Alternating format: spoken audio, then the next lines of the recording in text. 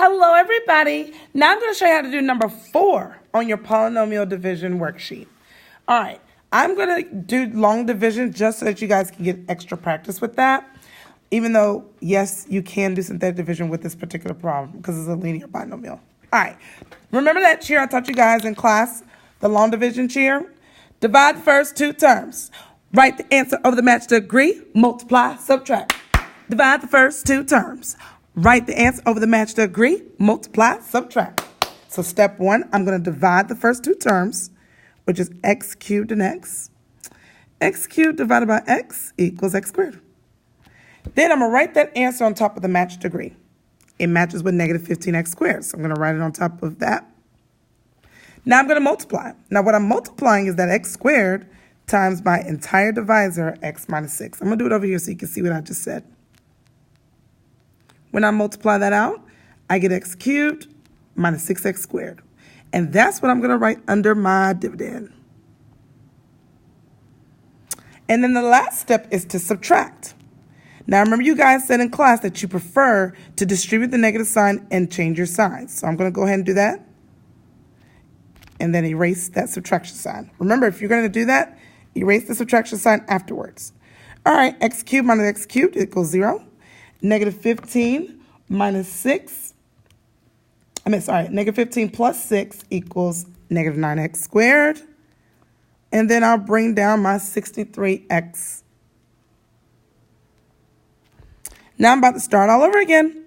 Divide the first two terms. So now my first two terms, negative 9x squared and x. When I divide that, I get negative 9x. I'm going to write that answer on top of the matched degree. It matches with 63x. Now I'm going to multiply negative 9x times the entire divisor. So negative 9x times x minus 6 gives me negative 9x squared plus 54x. I'm going to go ahead and write that underneath. And the last step is to subtract. Again, if you're going to distribute that negative sign and change all your signs, don't forget to erase it. So I'm going to change that to a positive, change that to a negative. I'm going to erase that. All right, negative 9x squared plus 9x is x squared is 0. 63 minus 54x gives me 9x. And I'm going to bring down that last term. Hang tight, guys. We're almost done. All right, now I'm going to start all over. Divide the first two terms.